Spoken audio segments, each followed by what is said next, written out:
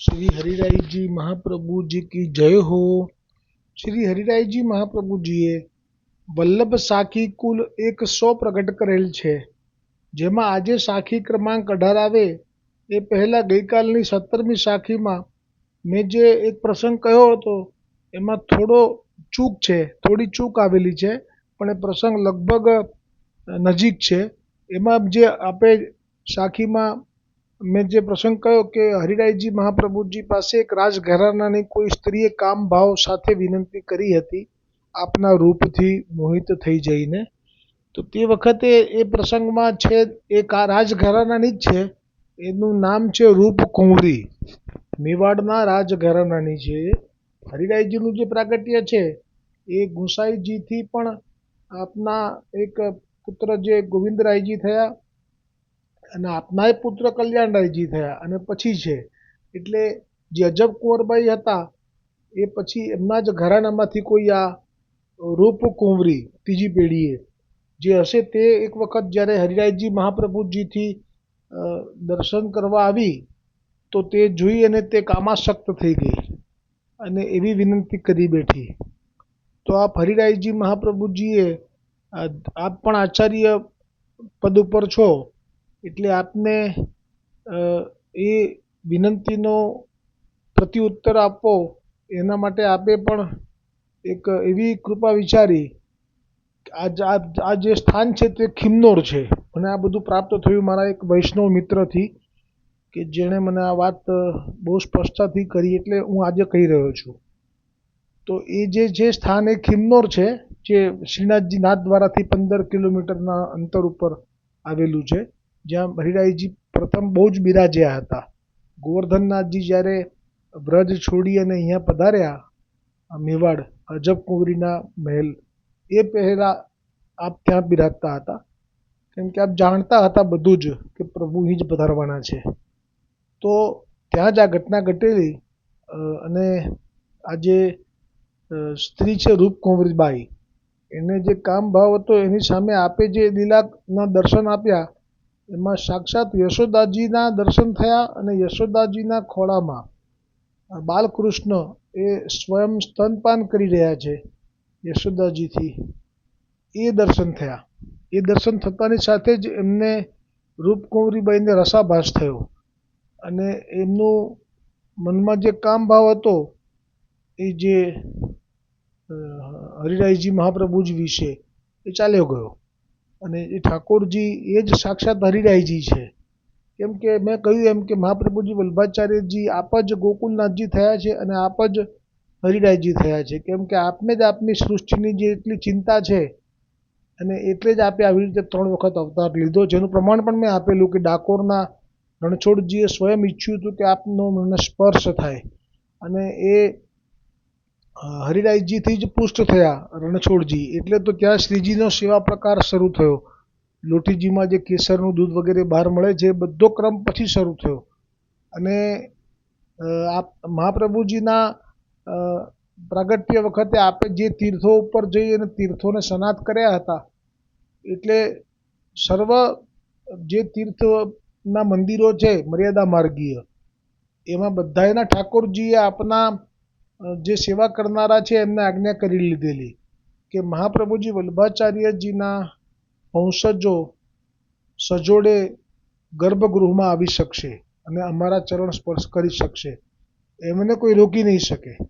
એટલે આજે પણ આચાર્ય કુલ બાળકો અને એમના વહુજી જ્યારે પણ કોઈ તીર્થભૂમિ ઉપર જાય, ચાહે દ્વારકા હોય કે ડાકોર હોય કે સાઉથના કોઈ પણ મંદિર હોય કે પંઢરપુર હોય કે જગન્નાથજીનું મંદિર હોય, તો આપના વલ્લભ કુલના વહુ અને વહુજી અને બાળક એ બંને વિના સંકોચે સીધા જ જે તે પ્રભુના ચરણ સ્પર્શ કરી શકે છે.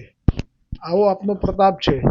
બોલો વલ્લભાધીશ કી જય, વલ્લભ કુલ પરિવાર કી જય હો. આજે સાખી ક્રમાંક 18 આવશે. શ્રી વલ્લભ વિઠ્ઠલનાથજુ સુમરે એક ઘડી, ताके पातक यों जरे, ज्यों अग्नि में लकड़ी। श्री वल्लभ ज्यों अग्नि में लकड़ी। फरीवार।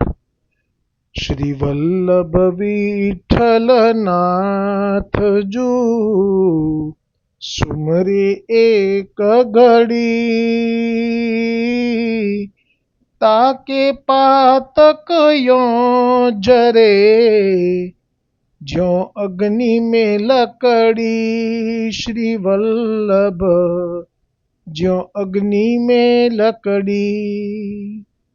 હવે તો આ જે સાખી છે એમાં તો હરિરાયજી મહાપ્રભુજી વલ્લભ અને વિઠ્ઠલ એટલે કે શ્રી મહાપ્રભુજી અને શ્રી ગુસાઈજીનું જો નામ એક ઘડી માટે, નામ એટલે નામ નહીં, ખાલી એમના સ્વરૂપનું પણ ચિંતન કરે, સુમરે એટલે સ્મરણ કરે, એક ઘડી એટલે ફક્ત 24 મિનિટ માટે. તાકે પાતક યો જરે જો અગ્નિ મેં લકડી, તો એના જે પાપ છે એ એવી રીતે બળી જાય જેવી રીતે અગ્નિમાં કોઈ લાકડી નાખે, લાકડું, અને જે ભડ ભડ ભડ બળી જાય એવી રીતે પાપ પણ બળી જાય. આવો મહિમા હરિરાયજીએ આજે 18મી સાખીમાં પ્રગટ કર્યો. એટલે કે હરિરાયજી આ સાખીમાં એમ કહે છે કે દૈવી જીવ હોય પણ જાણતા અજાણતા ખૂબ જ પાપો થઈ ગયા હોય, છતાં પણ જો તે પાપી જીવ શ્રી વલ્લભ અને શ્રી વિઠ્ઠલનું એક ઘડી માટે પણ સ્મરણ કરે તો પણ તેના કરેલા પાપો એવી રીતે બળી જાય ને ભસ્મ થઈ જાય છે કે જેવી રીતે અગ્નિમાં કાષ્ઠ. આ સાખીને અનુરૂપ જો એક પ્રસંગ લેવો હોય તો 84 વાર્તામાં, મહાપ્રભુજીના સેવકોની વાર્તામાં 66મી વાર્તા કવિરાજ ભાટ એમનું જે પ્રાગટ્ય છે એ તો નંદ બાવાના જે પુરોહિત છે સાંડિલ્ય મુનિ એમનું છે, જે નંદ બાવાના ઘરે પધાર્યા હતા અને જે ઠાકોરજીના નામકરણ કર્યા હતા એ ગર્ગાચાર્ય હતા. આજે ને પુરોહિત છે નંદ બાવાના. એટલે નંદ બાવાનું કંઈ પણ કાર્ય હોય તો એ પુરોહિતના પદે આપ છે. હા, સાંડિલ્ય મુનિનું જે નામ છે એ બહુ જ વિખ્યાત છે, કેમ કે ભક્તિ સૂત્ર પ્રગટ કરેલું છે આપે. એ બધું આવશે આજે આ પ્રસંગમાં. અને મૂળમાં ભાગવતજીમાં જે વાત આવે છે મહાત્માની અંદર, આજે ધુંધુકારી અને આત્મદેવની, એમાં પણ સાંડિલ્ય મુનિ આ પ્રસંગ એ કહી રહ્યા છે એવી રીતે એમાં વર્ણન આવે છે ભાગવતજીમાં. એટલા જૂના છે આપ. પણ અહીંયા જુઓ, એ મહાપ્રભુજીના સેવક થયા કેવી રીતે? તો કહે છે કે આપનું નામ સાંડિલ્ય મુનિ છે લીલામાં, નંદરાયજીના પુરોહિત છે, પણ અહીંયા મથુરામાં એક પુરોહિતના ઘેર જન્મ્યા. તેઓ દેવી દેવતા અને રાજાઓના કવિત કરીને તેમને સંભળાવીને જે ધન મળતું તેનાથી ગુજરાન ચલાવતા. જ્યારે વલ્લભની કૃપાથી બ્રહ્મ સંબંધ પામ્યા ત્યારે આ કવિરાજ ભાટજીએ શ્રી વલ્લભને વિનંતી કરી કે મહારાજ, હું પૂર્વજન્મમાં કોણ હતો? અહીંયા શ્રી ઠાકોરજીને ભૂલીને સંસારમાં કેમ પડ્યો? એટલે કે રાજાઓને પ્રસન્ન કેમ કરી રહ્યો છું લૌકિક માટે? ત્યારે શ્રી વલ્લભ કહે, તમે નંદરાયજીના મુખ્ય પુરોહિત છો, ભક્તિ સૂત્ર તમે જ પ્રગટ કર્યું છે. એટલે આ ભક્તિ સૂત્ર જે છે એ મેં તરત ગૂગલમાં, મને આવો સ્વભાવ છે એટલે મેં ગૂગલમાં સર્ચ કર્યું તો ખરેખર ભક્તિ સૂત્રના પ્રગટ કરનારા એ સાંડિલ્ય મુનિ છે. આ ભક્તિ માર્ગ તો તમારા કરેલા ભક્તિ સૂત્રને કારણે જ દ્રઢ થયો છે અને જગતમાં ભક્તિ સૂત્ર પ્રસિદ્ધ છે. તેથી તમે સઘળા મુનિઓમાં શ્રેષ્ઠ છો. પણ તમારું પતન થયું કારણ કે એક વખત તમને અહંકાર થયો કે હું તો ભક્તિ માર્ગને બહુ જ જાણું છું. તેથી વિશ્વામિત્રજીએ શ્રાપ આપ્યો કે પૃથ્વી પર જન્મ લો, મૂર્ખ થઈ જાઓ. કારણ કે વિશ્વામિત્ર આપ તો ત્રિકાળ જ્ઞાની હતા અને જાણતા હતા કે પૂર્ણ અવતાર શ્રી વલ્લભ પ્રગટ છે અને સાંડિલ્ય મુનિના સઘળા દોષથી મુક્ત કરી ફરી પોતાના મુનિના પદે સ્થાપી દેશે. આગળ શ્રી વલ્લભ કહે છે કે તેથી તમારો જન્મ આવી રીતે થયો, ભાટચારણના ઘરમાં.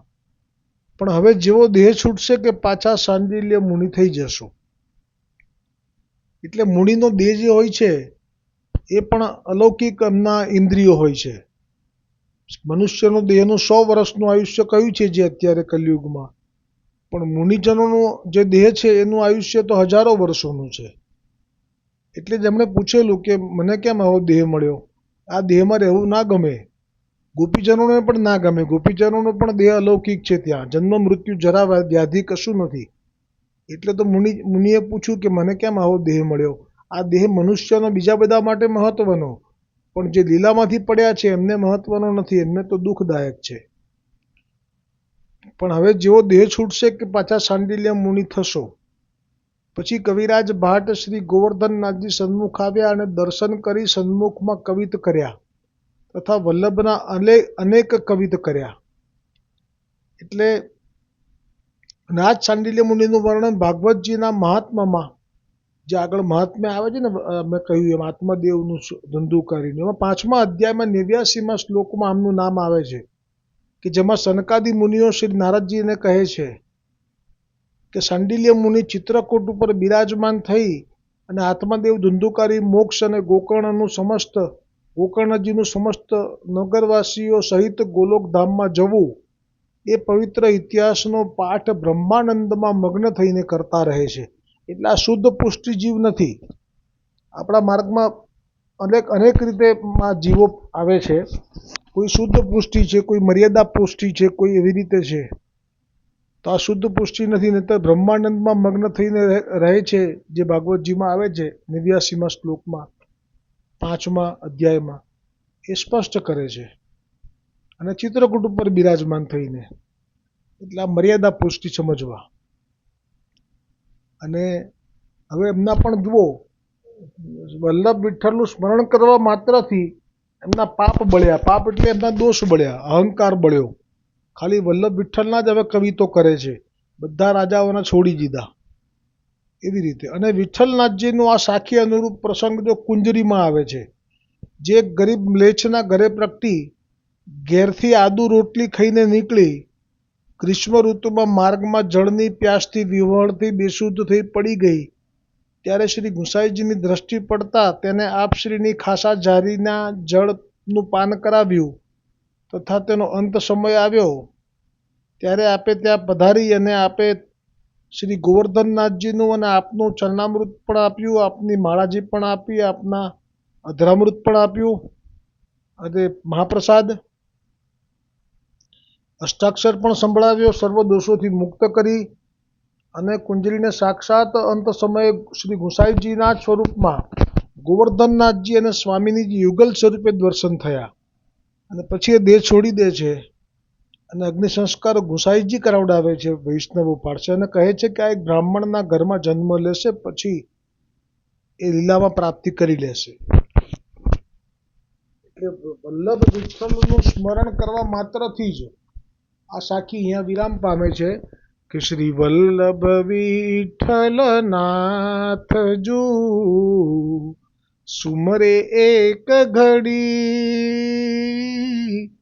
તાકે પાતક યોજરે જો અગ્નિ મેં લકડી. શ્રી વલ્લભ જો અગ્નિ મેં લકડી. આવતીકાલે 19મી સાખી આવશે. બોલો શ્રી હરિરાયજી મહાપ્રભુજી કી જય હો.